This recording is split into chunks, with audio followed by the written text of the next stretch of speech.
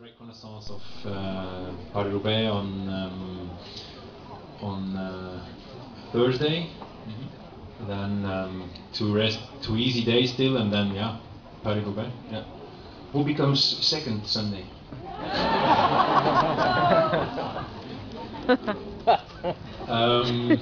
I raced my race with my team that did a great effort yesterday, a super awesome job, and we keep going with this attitude, and then we see Roubaix is I don't say more difficult, but you have more things that could happen with punctures, with crashes, but I just keep going like I was going on yesterday. Remy, je hebt eerst nog een attentie ook, dat was het echt bedoeld voor... ja. Remy, we hebben ook een duurbetaalde tolk ingehuurd. In de persoon van Remy de Moor. Ja, nee, maar hij heeft nu zoveel in het Engels gesproken. Er zijn natuurlijk wel mensen die tot de point het een en ander willen horen. En dat is dus Fabien, zoals hem is, ik heb hem hier gezien, een echte familieman. Een man die graag kinderen ziet, een man die na zulke explosie van gisteren toch hier wil zijn onder zijn fans. Dus wij kunnen alleen maar zeggen dat weinig kampioenen dat dus doen. Wat heeft hij ook gezegd?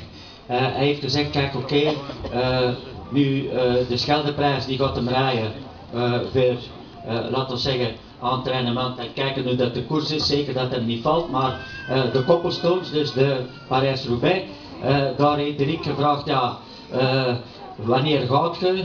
Ja, ik denk dat iedereen alleen de keuze moet zijn, wanneer gaat hem eigenlijk weggaan? Op 30 kilometer van de aankomst, op 16 kilometer van de aankomst, maar zoals hij nu rijdt, en als hij kasseirstenen ziet, dan kan hij nog een beetje harder rijden als de andere.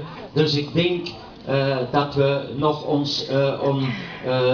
een andere overwinning zullen mogen verwachten in Parijs-Roubaix, want dat staat toch ook nog op zijn verlanglijstje. Ik moet nog altijd zeggen dus dat hij ook gezegd heeft dat hij heel graag naar Oudenaarde komt, dat hij de locatie die we gekozen hebben voor ons clublokaal, hier in het centrum Ronde van Vlaanderen, dat hij daar dus heel happy mee is. En zijn vrouw zit in de auto op dit ogenblik, enfin in de bus.